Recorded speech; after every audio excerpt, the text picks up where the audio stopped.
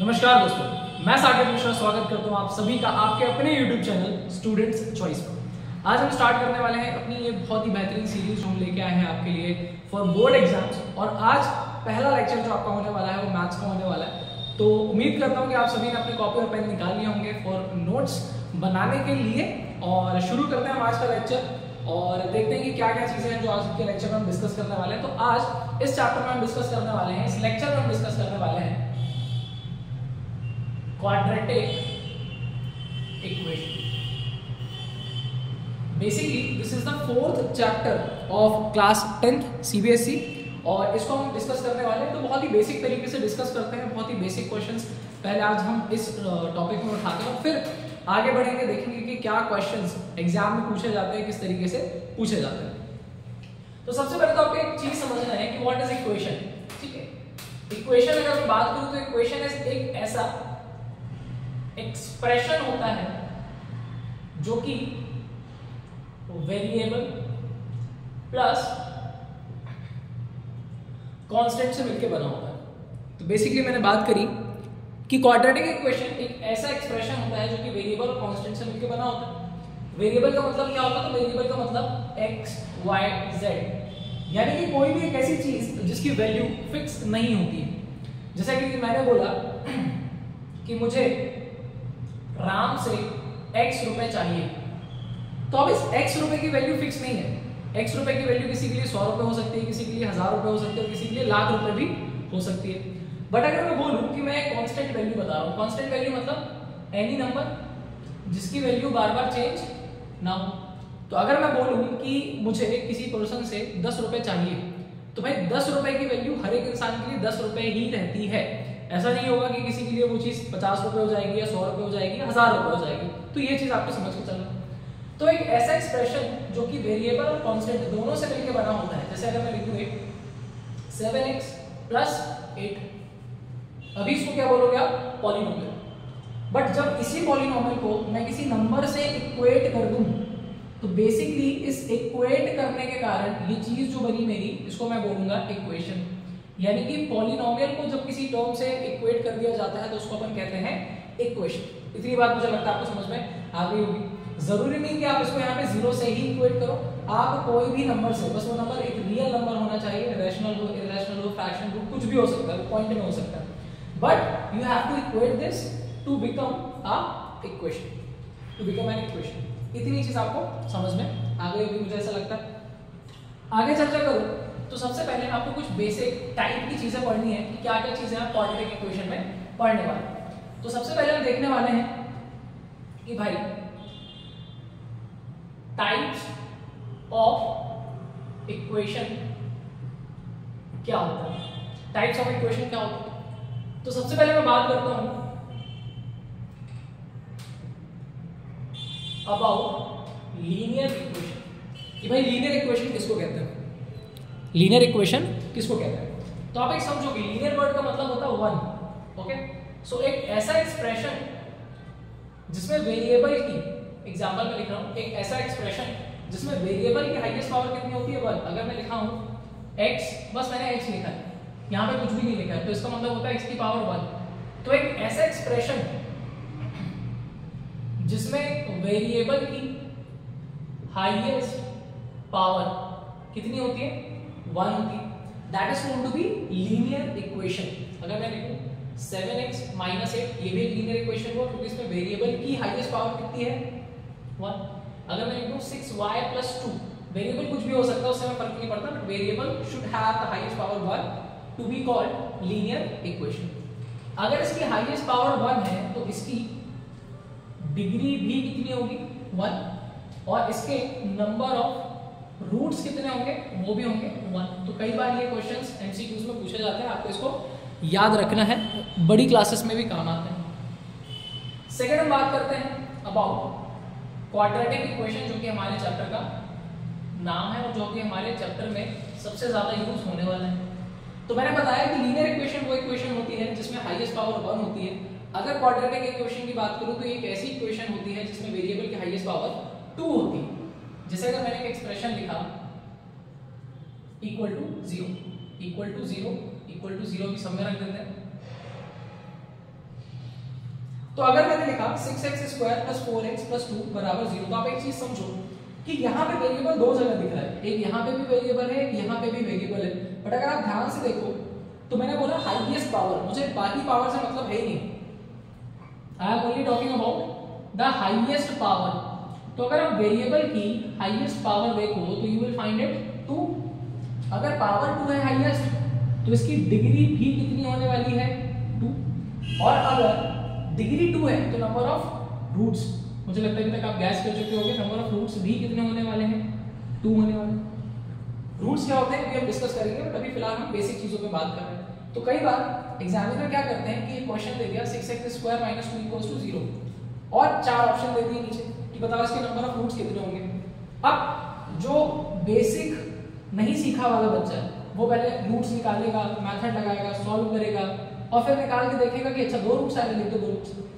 But जिसने पढ़ा हुआ है कि भाई जितनी हाईएस्ट पावर होती है उतने ही इसके क्या होते हैं रूट्स होते हैं, तो वो क्या कर देगा डायरेक्टली देगा। तो आपको हाईएस्ट पावर देखनी है, उसी के हिसाब से आपकी डिग्री और आपके नंबर ऑफ रूट्स डिसाइड होंगे। तो मुझे लगता है इतनी चीज आपको समझ में आ गई होगी। फिर अगर आप लोग आगे बात करें तो आपको एक चीज समझनी है कि तीसरी नंबर की जो हमारी इक्वेशन होती है that is known to be cubic equation. और अभी तक मुझे ऐसा लगता है कि आपको समझ में आ गया होगा कि क्यूबिक इक्वेशन एक ऐसी इक्वेशन होती है जिसमें हाईएस्ट पावर जो होती है दैट शुड बी 3, ठीक है, highest power that should B.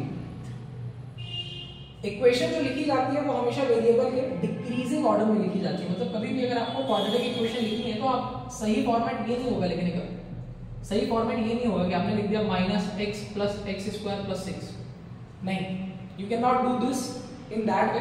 सबसे पहले आपको बड़ी वाली पावर लिखनी पड़ेगी, तो ये हो जाएगा x square minus x plus, तो इतनी चीज आपको समझ के चलनी। तो इसकी डिग्री भी कितनी हो जाएगी, डिग्री भी कितनी हो जाएगी 3। इसके नंबर ऑफ रूट्स भी कितने हो जाएंगे 3। तो ये चीजें आपके कोर्स में जो आपको समझ के चलनी है, और इतनी चीजें फिलहाल आपको बेसिक के रूप में याद होनी चाहिए, पता होना चाहिए, तभी आप चीजों को समझ पाओगे। आगे बढ़ते हैं और देखते हैं कि क्या क्या चीजें हैं जो आप आगे चलने वाले हो, क्योंकि बेसिकली क्या होता है कि जितनी भी चीजें हैं वो आपको समझ के तो चलनी ही पड़ेगी। चलो आगे बढ़ते हैं। अब मैं आपको बताता हूँ कि जो हमारे इस पूरे चैप्टर का नाम है बेसिकली क्वाड्रेटिक इक्वेशन, उससे रिलेटेड चीजें अब हम पढ़ना एक्चुअली स्टार्ट करते हैं, क्योंकि अब हमने बेसिक्स को कंप्लीट कर लिया है। तो चलो सबसे पहले हम बात करते हैं standard form of quadratic equation. Standard form of quadratic equation कि अगर मैं ऊपर से एक क्वाड्रेटिक इक्वेशन को देखूं तो भैया ये क्वाड्रेटिक इक्वेशन दिखती कैसे है मैथ्स में। तो याद रखना कि स्टैंडर्ड फॉर्म जो होता है क्वाड्रेटिक इक्वेशन का वो होता है ax square plus bx plus c बराबर 0। ax square plus bx plus c बराबर 0, जहां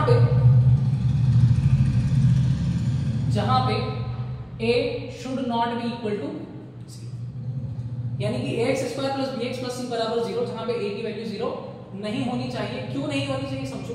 अगर मैं a की वैल्यू को 0 पुट कर दूं, x square plus bx plus c बराबर 0, तो ये पूरी टर्म तो क्या हो जाएगी 0, और मेरे पास बचेगा bx प्लस c बराबर 0। वेरिएबल की हाईएस्ट पावर हो जाएगी 1, तो मेरे पास जो हाईएस्ट डिग्री हो जाएगी दैट विल बी 1, और फिर ये लीनियर इक्वेशन बन जाएगा। तो इसलिए कहते हैं कि वेरिएबल की हाईएस्ट पावर कितनी होनी चाहिए, that should be 2 for being a quadratic equation.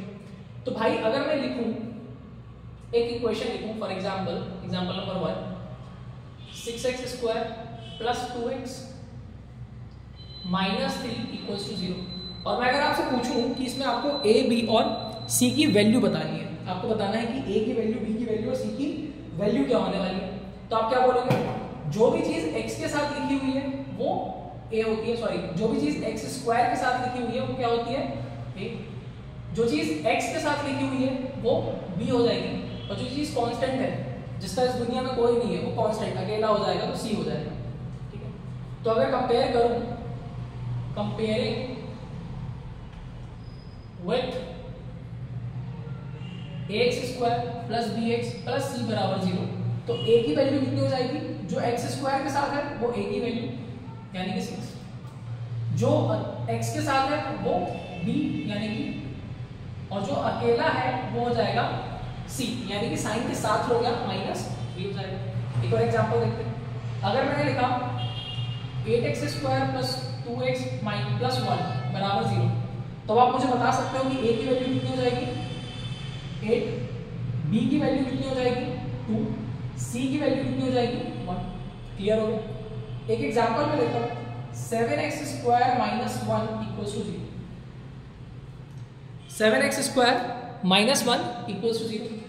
तो आप बोलोगे ये तो आप चीटिंग कर रहे हो, यहाँ पे आपने 3 टर्म्स लिखे हैं और यहाँ पे आपने 2 टर्म्स लिखे हैं, तो कैसे हम बता पाएंगे वैल्यू? वैल्यू बताना आसान है, समझो। मैंने कहा है बेसिक, इसलिए कहते हैं बेसिक इंपॉर्टेंट है कि जो चीज एक्स स्क्वायर के साथ है वो चुपचाप लिख दो। पहले तो ए, एक्स स्क्वायर के साथ ए, यहाँ पे एक्स स्क्वायर के साथ 7 है तो ए की वैल्यू हो जाएगी 7। नाउ जो चीज बी के साथ, सॉरी जो चीज एक्स के साथ लिखी हुई है उसको आप बी मान लो। अब यहाँ पे एक्स ही नहीं है तो एक्स के साथ वाला क्या होगा 0, तो बी की वैल्यू कितनी हो जाएगी 0। जो चीज अकेली है, कांस्टेंट है, ना सी के साथ है ना किसी के साथ है ना एक्स के साथ है, तो वो हो जाएगी सी की वैल्यू, तो हो गया -1। एक्चुअली एक्सप्रेशन को मैं ऐसे भी लिख सकता हूं,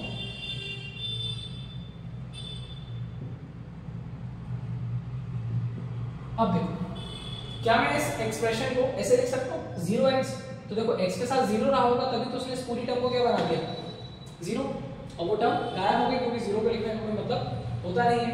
तो यहाँ पे a की वैल्यू 7, b की वैल्यू 0 और c की वैल्यू -1 हो जाएगी। आपको ये चीज समझ में आनी चाहिए। I hope you are getting this. बढ़ते हैं आगे। नाउ अगली चीज जो हम समझने वाले हैं, इतना आपको समझ में आ गया होगा a, b और c की वैल्यू कैसे निकालते हैं। अब जो हम चीज क्वेश्चन पढ़ने वाले हैं, जो अगली चीज हम देखने वाले हैं, that is going to be very very very important.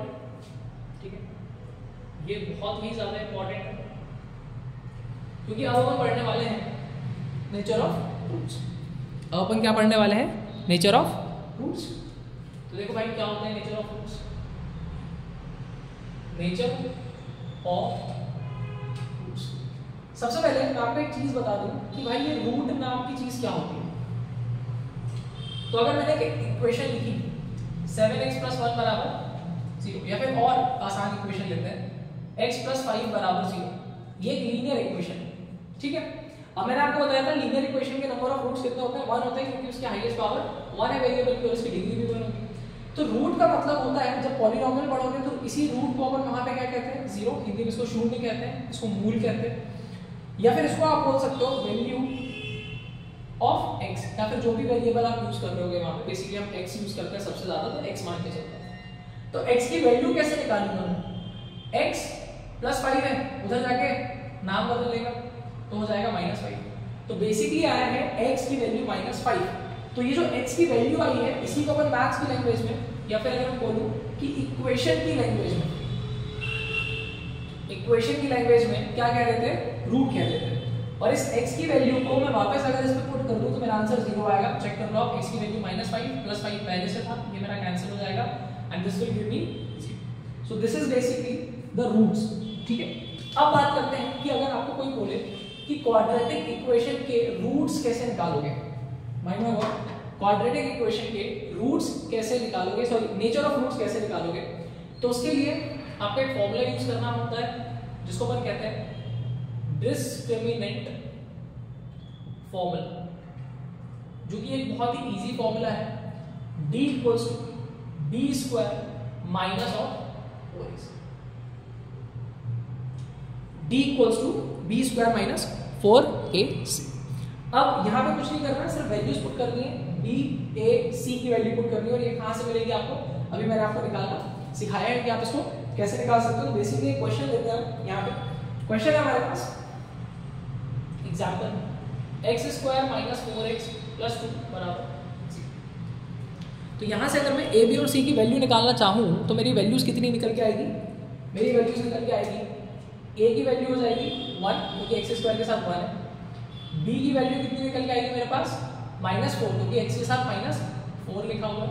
c की वैल्यू कितनी निकल के आ जाएगी मेरे पास? 2। अब मुझे डिस्क्रिमिनेंट निकालना है। d का मतलब होता है डिस्क्रिमिनेंट, हिंदी में इसको विविक्त कर कहते हैं, तो अगर कोई हिंदी मीडियम का बच्चा इसको देख रहा है तो वो भी समझ सकता है। नाउ फॉर्मूला है d equals to B square minus 4ac। तो d बराबर बी स्क्वायर मतलब किसका स्क्वायर, माइनस 4 का स्क्वायर। 4 इंटू a की वैल्यू 1, c की वैल्यू, तो d बराबर माइनस 4 का स्क्वायर प्लस 16, माइनस का स्क्वायर भी प्लस होता है और प्लस का स्क्वायर भी प्लस होता है। 4 दूसरा कितना हो जाएगा 8, तो जो d की वैल्यू आपकी आएगी वो 8 आएगी। अभी हमने नेचर ऑफ फ्रूट्स नहीं निकाला है। नेचर ऑफ फ्रूट्स निकालने के लिए पहले हमें डिस्क्रिमिनेंट यानी कि d की जरूरत पड़ती है, उसके बाद एक्चुअल में कुछ कंडीशंस होती है जिसके थ्रू आप नेचर ऑफ फ्रूट्स निकाल सकते हैं। नेक्स्ट क्वेश्चन देखते हैं, एक क्वेश्चन और देखते हैं, फिर उसके बाद मैं बताऊंगा कि नेचर ऑफ फ्रूट्स इसके थ्रू आप कैसे निकाल सकते हो। तो क्वेश्चन हमसे बोल रहा है, this is example number 2 and this is example number 1। Question है 3x square plus 2x minus 1 equals to. तो अगर आप इसको सॉल्व करो तो a की वैल्यू कितनी हो जाएगी यहाँ पे 3, क्योंकि यहाँ पे x स्क्वायर के साथ क्या लिखा हुआ है 3, ठीक है। b की वैल्यू कितनी हो जाएगी यहाँ पे 2, क्योंकि x के साथ 2 लिखा हुआ है, और c की वैल्यू कितनी हो जाएगी माइनस 1। तो मैं ऐसे उम्मीद कर रहा हूँ कि अभी तक आपको a, b और c की वैल्यू निकालना तो आ ही गया होगा। आगे अगर मैं बात करूँ तो d equals to B square minus of 4ac। b की वैल्यू कितनी हो जाएगी यहाँ पे 2, तो 2 का square minus 4 into 3 into minus 1, values put करोगे आप तो 2 का स्क्वायर होता है 4, माइनस माइनस हो जाएगा प्लस, और 4 तीसरा होता है 12, तो 12 प्लस 4 कितना हो जाएगा 16। तो यहाँ पर जो d की वैल्यू आ गई दैट इज 16। तो ये भी हमने निकाला है डिस्क्रिमिनेंट। अभी हमने नेचर ऑफ फ्रूट्स नहीं निकाला actually, we have found the discriminant कि भैया डिस्क्रिमिनेंट कैसे निकालते हैं, और फिर उसके बाद हम आगे के चीजें क्लियर करते हैं। तो ये तो मेरा आ गया डिस्क्रिमिनेंट। अब मैं एक चीज बोल रहा हूं जो कि आपको बहुत अच्छे से सुननी है और अच्छे से समझनी है और अपनी कॉपी पे नोट करना है। जो भी आप d निकालोगे, माइंड बाय वर्ड्स, जो भी आप d निकालोगे, जो भी आपकी वैल्यू ऑफ d यानी कि डिस्क्रिमिनेंट होने वाली है, एक्चुअल में वही आपको बताएगी कि नेचर ऑफ फ्रूट्स क्या है। जो भी आपकी वैल्यू ऑफ d होने वाली है वो आपको बताएगी कि भैया आपका डिस्क्रिमिनेंट होने कितना वाला है, जो कि इंपॉर्टेंट है। ओके, तो अब आपको यहाँ पे एक चीज समझना है कि आपको सबसे पहले d की वैल्यू ऑब्जर्व करना। तो यहाँ पे 3 अलग अलग केस बनते हैं। पहला, अगर d की वैल्यू ग्रेटर देन 0 है, और आपको पता है कि d अगर 0 से बड़ा है मतलब कैसा होगा, पॉजिटिव। 0 से बड़ी कोई भी वैल्यू पॉजिटिव होती है। तो जो आपके रूट्स होंगे वो रियल होंगे एंड डिस्टिंक्ट होंगे। डिस्टिंक्ट मतलब अलग अलग, या फिर आप इसको कह सकते हो और डिफरेंट होंगे। कैसे होंगे भैया, अलग अलग, ठीक है। अलग अलग का मतलब अगर एक 4 है तो एक -2, या फिर साइन अलग हो गया, कुछ भी अलग होगा। तो ये चीज आपको पहले समझनी है। दूसरी चीज, अगर d की वैल्यू 0 आ जाएगी तो आपके रूट्स कैसे होंगे, ये होंगे रियल एंड रियल इधर भी है, इक्वल, कि अगर एक 4 है तो दूसरा भी 4 होगा, एक -1 है दूसरा भी -1 होगा, एक -1/2 है तो दूसरा भी -1 होगा। नाउ अगर d की वैल्यू लेस देन 0 आ जाए, अब आपको पता है कि 0 से कोई भी चीज छोटी, 0 से छोटी नंबर लाइन पे अगर ये 0 है, 0 से छोटी कोई भी चीज क्या होती है, नेगेटिव। मतलब अगर नेगेटिव में आंसर आएगा तो जो रूट्स होंगे हमारे वो कैसे होंगे, इमेजिनरी, या फिर आप कह सकते हो नो रियल, नो। अब आप इस क्वेश्चन को देखो, यहाँ पे हमारी d की वैल्यू कितनी आई थी 8। तो इस इक्वेशन के रूट्स क्या होंगे वो भी बाद में डिस्कस करेंगे, बट इस इक्वेशन के रूट्स का नेचर कैसा होगा, yes they will be real and distinct. कैसे होंगे भाई, वो रियल होंगे और डिस्टिंक्ट। इतनी चीज सबसे पहले आपको समझनी है। मुझे ऐसा लगता है कि इतनी चीज आपको समझ में आ गई होगी। तो इस वीडियो में फिलहाल हमने सीखा है कि क्वाड्रेटिक इक्वेशन क्या होती है, क्वाड्रेटिक इक्वेशन से आप क्या समझते हो, क्या क्या चीजें आपको क्वाड्रेटिक इक्वेशन में जरूरी होती है जानना। और नेक्स्ट वीडियो में हम सीखेंगे कि क्वाड्रेटिक इक्वेशन के रूट्स आप कैसे निकालते हो बेसिकली, क्योंकि बेसिक क्वेश्चन जो आते हैं वो नेचर ऑफ रूट से भी आएंगे, और जो आपके इक्वेशन के रूट्स कैसे निकालना है, अलग अलग मेथड होती है उसके लिए। कंप्लीटिंग स्क्वायर मेथड होती है, उसके बाद आपकी मिडिल टर्म स्प्लिट मेथड होती है, फिर उसके बाद आपका क्वाड्रेटिक फॉर्मूला मेथड होती है, और फिर बहुत सारे स्टोरी सम होते हैं। तो नेक्स्ट वीडियो में हम वो चीज़ें कवर करेंगे और फिर इसी तरीके से सीरीज आगे बढ़ेगी। तो उम्मीद करता हूँ कि ये वीडियो आपको बहुत ही अच्छा लगा होगा और बहुत ही शानदार चीज़ें आपको पता चली होंगी। ज़्यादा लंबे हम वीडियोस नहीं बनाएंगे ताकि आप भी देखने में बोर ना हो। 20 to 30 मिनट्स, 35, 40 मिनट मैक्स ये वीडियोस रहने वाले हैं। आज का फर्स्ट वीडियो था, that's why it is going to be a little short. So उम्मीद करता हूँ ये चीज़ आपको अच्छी लगी होगी। ये वीडियो आप देखो और फिर नेक्स्ट वीडियो में मिलते हैं जल्दी। Thank you so much for watching this video. Take care, good bye, thank you.